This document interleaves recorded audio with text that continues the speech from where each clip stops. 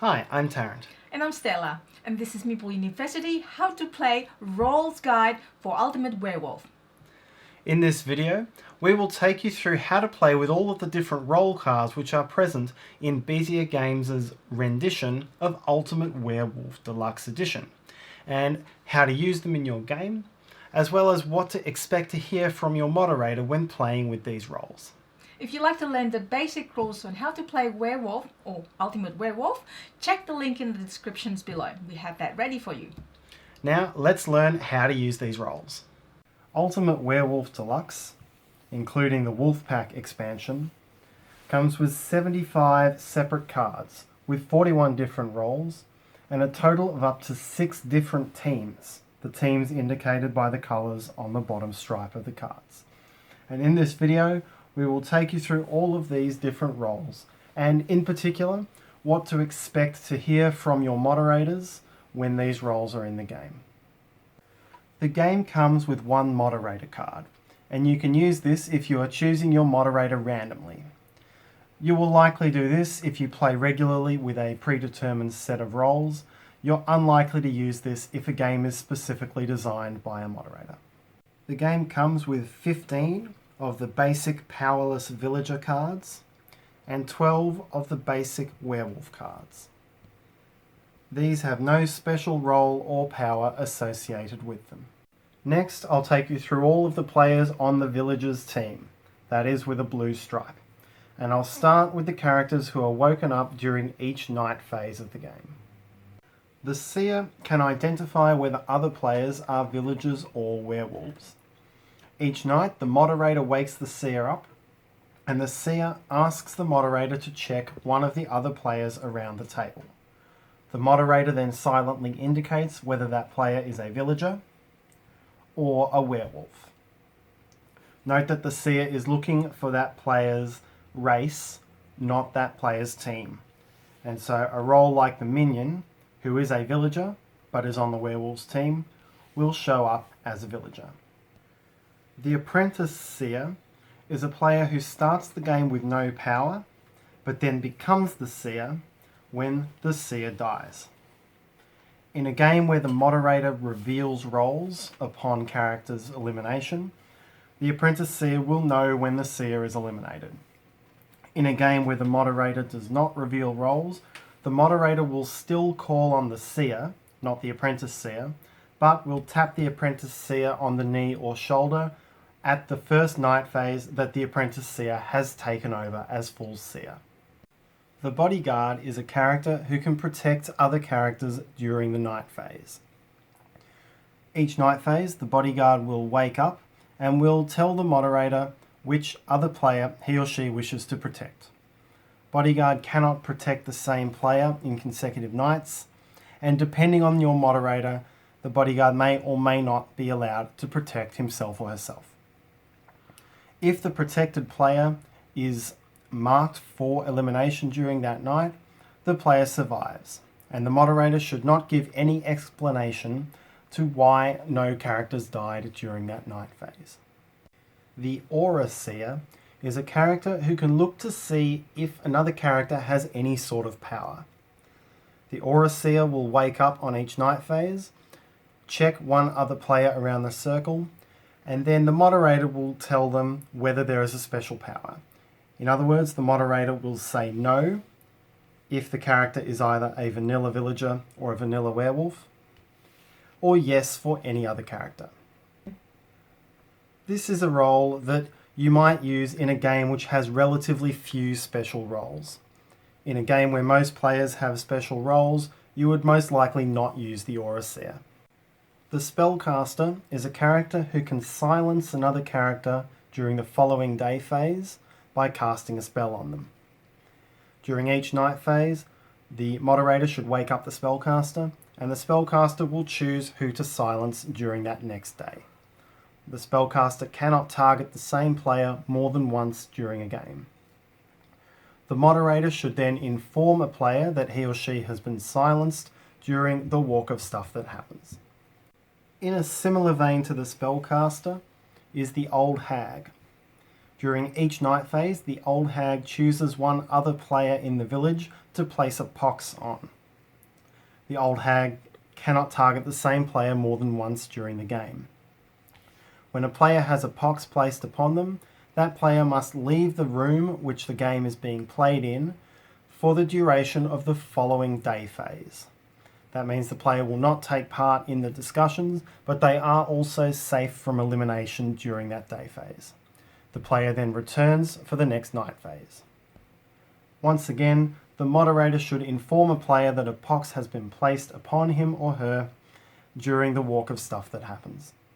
Even in a game with no role reveals, the moderator can stop calling on the old hag after he or she has been eliminated, because it will become obvious to all players that no one is leaving the room anymore. The next 4 roles also have night phase actions. However, each of their actions are activated only once per game. The moderator will continue to wake these players up even after they have used their power in order to conceal the fact that the power has been used. But the moderator will simply take no answer from the player and will put them back to sleep immediately. The witch has 2 one-time abilities: the ability to save a player from elimination and the ability to kill a player. When the witch wakes up, the moderator will first tell the witch which player or players will die that night. The witch may then choose to save that player or save one of those players if multiple players are going to die. Again, like with the bodyguard, if the witch does this ability, the moderator will not reveal to the rest of the players how that player was saved from death. Then, the witch may choose to kill one other player in the game. If that happens, that player will be killed during the night phase and will not wake up with the others. Depending on your moderator, you may or may not find out that the death was at the hands of the witch. The troublemaker is a character who can spread discontent through the village. The moderator will ask the troublemaker if he or she would like to make trouble that evening, and if trouble is made, then there will be an extra vote for a lynching during the following day phase. Exactly how this works will depend on how your moderator runs the votes and the lynchings during the day, but the common element for the troublemaker is that it will result in extra lynchings.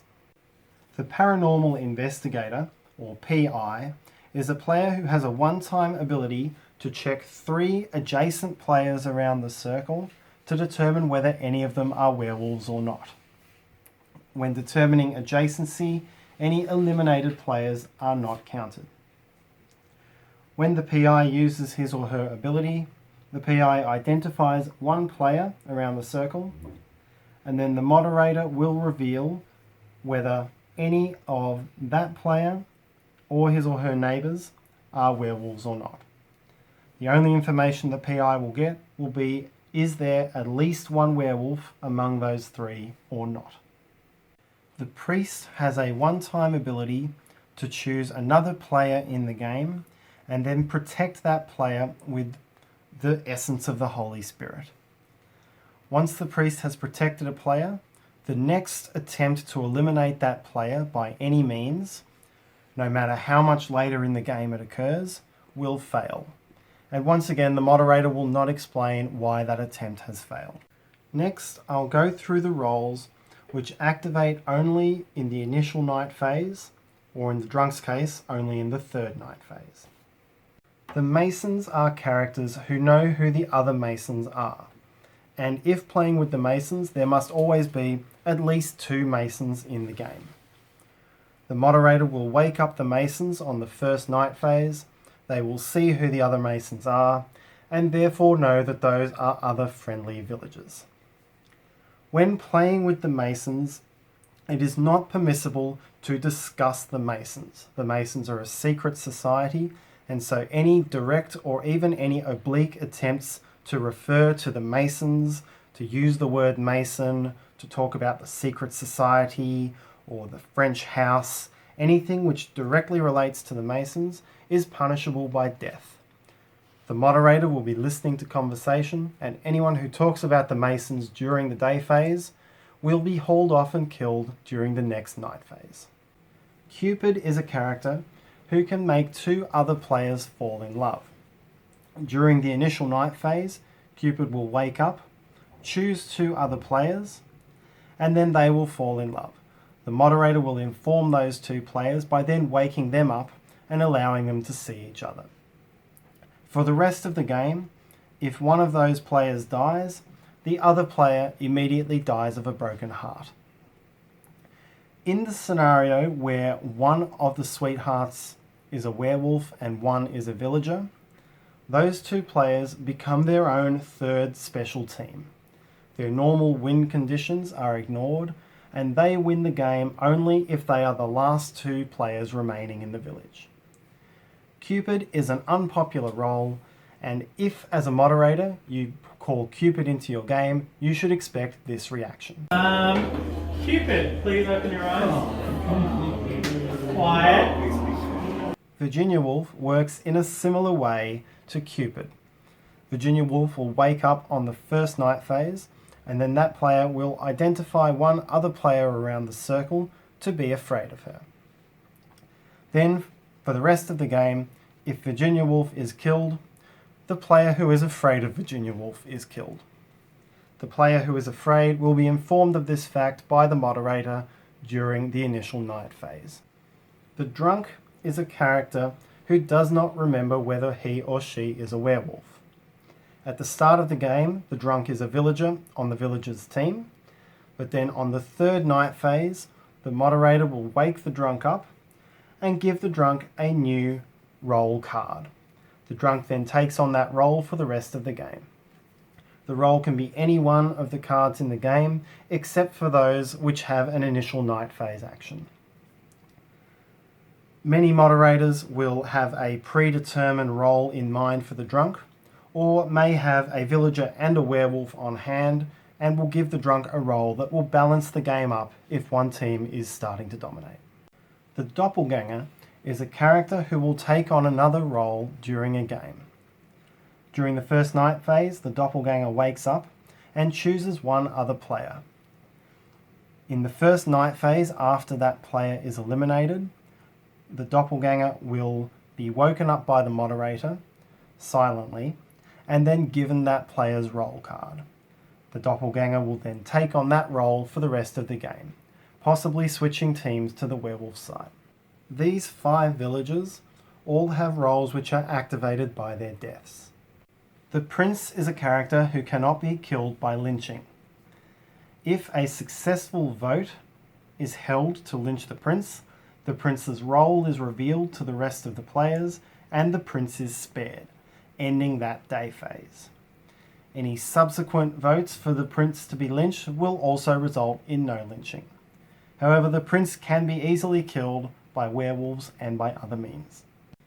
The hunter is a character who is always carrying his or her weapon around, and if the hunter is killed by any means, whether it be lynching by werewolves or another means, the hunter will then choose one other player around the circle to shoot and kill on the way out. If this happens during the night phase, the moderator will often ask during the walk of stuff that happens. If it happens during the day phase, the moderator will ask openly. The Cursed is a character who begins the game as a villager on the villager's team. If the Cursed is killed by werewolves, that player will then become a werewolf rather than being killed. The player will then join the werewolf team and win or lose with the werewolves. If the Cursed is killed by any other means, the Cursed will remain dead. The Diseased is a character who is not good to eat, and so if the diseased is eliminated by werewolves, the werewolves feel ill the following morning and they do not get to kill a player that night. The werewolves will not know that they have eaten the diseased, but when they wake up on the following night phase, the moderator will tell them that they are not killing anyone that night. The Tough Guy is a character who takes a while for the werewolves to kill, and if the werewolves identify the Tough Guy to be killed, the tough guy will not die until the following night phase. This means that the werewolves will be confused for one day phase regarding why they did not eat anyone that night, but then they will find that they've killed 2 players in the following night. It is up to the moderator's discretion whether or not he or she tells the tough guy that he or she has been targeted during the previous night phase. The next 3 villages have roles which impact the voting. The village idiot will always vote to lynch in every vote.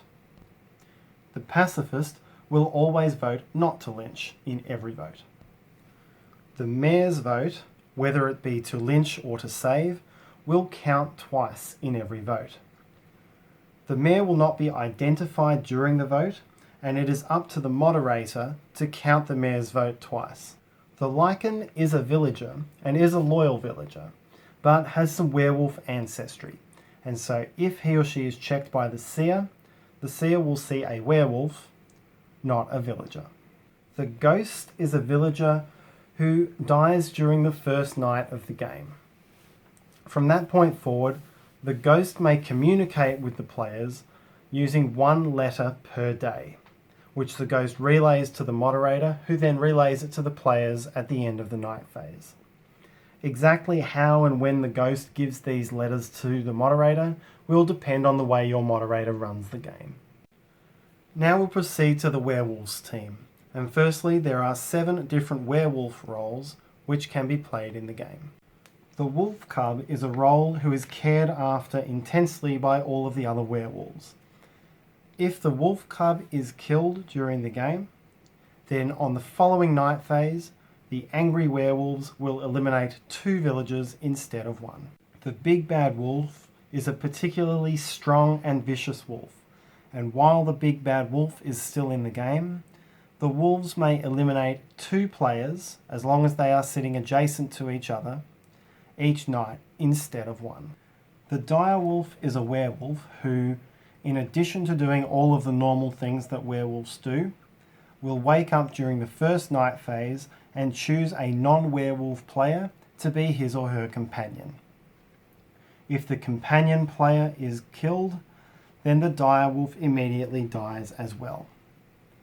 The companion player is not informed by the moderator that he or she is the dire wolf companion. The lone wolf is a werewolf who will win the game only if he or she is the last werewolf standing when the werewolves win. This means being either the last player in the game or the last werewolf in the game with only 1 villager. The wolverine is a werewolf with metal claws. During the night phase, if the wolverine is the closest werewolf to the villager who is targeted, as counted by the number of still alive players between the wolverine and the targeted player, then the moderator will tell the villagers that they can hear a metallic sound during the mauling. This will allow the players to work out which corner of the room the wolverine might be sitting in, giving the villagers a small advantage compared with a normal werewolf. The fruit brute is a vegetarian werewolf. The fruit brute will wake up with all the other werewolves and will participate in deciding who gets mauled each night. But if the fruit brute is the last remaining werewolf in the game, no more villagers will be eaten. This means that once the fruit brute is the only one left, the only way for the werewolves to win is if the villagers keep killing themselves instead of finding the fruit brute. Fangface is a slightly weird werewolf with a strange front tooth that none of the other werewolves like. In the initial night phase, Fangface wakes up with all of the other werewolves, so all werewolves know who they are. But for all subsequent night phases, Fangface isn't invited to wake up with the other werewolves. It is only after all other werewolves have been eliminated that Fangface then wakes up and becomes the active werewolf. These 5 roles are all villagers from a race perspective, and so they will all show up as villagers to the seer and will count as villagers for the endgame condition. But none of them are on the villagers team. They're either on the werewolves team or forming their own team. The minion is a villager who is on the werewolves team. The werewolves know who the minion is, and the minion knows who the werewolves are. And this is achieved by the moderator waking all of them up during the first night phase. From that point forward, the minion does not wake up with the werewolves during the night phase, and it is the minion's role to try to protect the werewolves from lynching during the day. The sorceress is a villager who is on the werewolves team, but the werewolves do not know who the sorceress is, and the sorceress does not know who the werewolves are. The sorceress's job is to find the seer.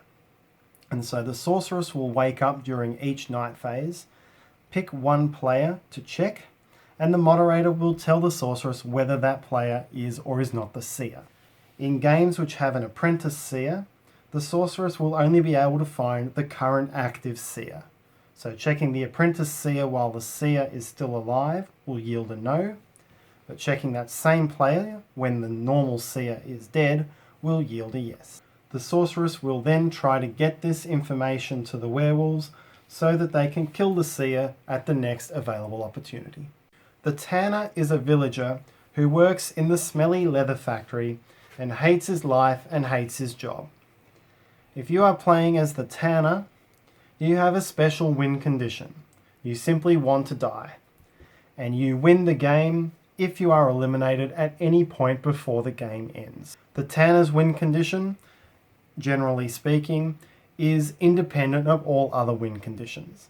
So the tanner can win as well as the villagers, or the tanner can win as well as the werewolves. One variant which can be played particularly with smaller player counts is that the tanner wins to the exclusion of all others if he or she is killed during the game. But you would certainly not play with this rule if you are playing with a large number of people. The hoodlum is another villager with his own special win condition.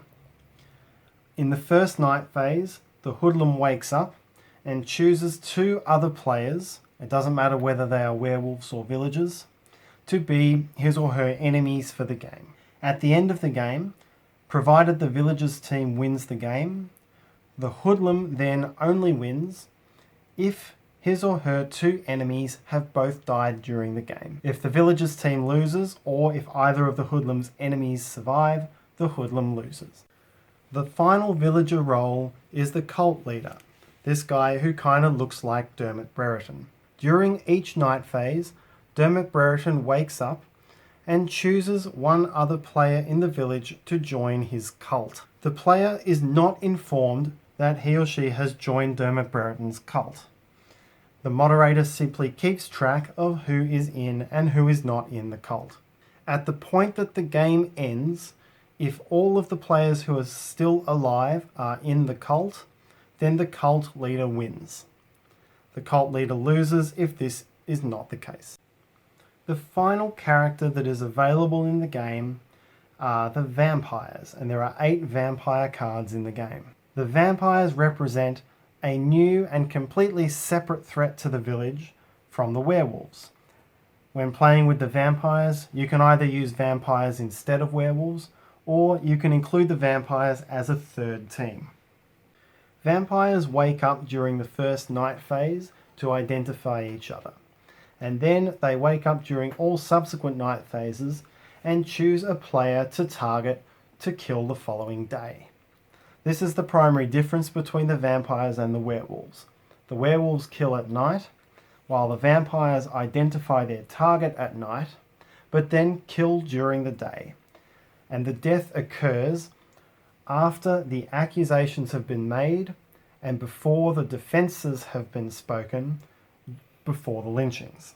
When playing with the vampires as a third team, each team in the game, the villagers, vampires and werewolves, need to eliminate both of the other teams in order to win the game. To this end, vampires can kill both werewolves and villagers. Villagers can kill both werewolves and vampires. Werewolves can only kill villagers. Werewolves are not able to maul vampires to death, and this gives the vampires a slight advantage over the werewolves. When playing with vampires or with both vampires and werewolves, certain other roles such as the seer and PI may need to be adjusted to some extent to suit the game, and the moderator may do this at his or her discretion. So the moderator may decide that seers can identify werewolves and vampires and distinguish between them, or that the seer may only be able to show that someone is a werewolf or vampire but not witch, or maybe seers can still only find werewolves. This is up to the moderator, and the moderator will explain these differences when using vampires in the game. The game also comes with 3 blank cards to enable moderators to add their own roles into the games. And moderators of public werewolf games may print out their own cards rather than use the ones from the game in order to add even more different roles to their games. And that's all the roles in The Ultimate Werewolf. We hope you enjoyed this video, and we hope you enjoyed playing. And if you'd like to learn more about Werewolf, we have 3 other videos which you can access through the links in the description for this video. We've got a how to play, giving you the rules for the game. We have a 1-round playthrough showing you how the game plays in practice. And we've got an episode of Stella's Tabletop Diary vlog where we have a seasoned moderator and a seasoned player giving you some tips and strategies on how they design, moderate and play the game. If you have any questions, feedback, comments, or just want to say hi to us, please write in the comment sections below. And finally, if you'd like to be among the first to know what's new from Meeple University, please consider subscribing to our channel by clicking on the Meeple in the corner. You'll be helping us to monetize this channel so that we can bring back continuing quality content for you.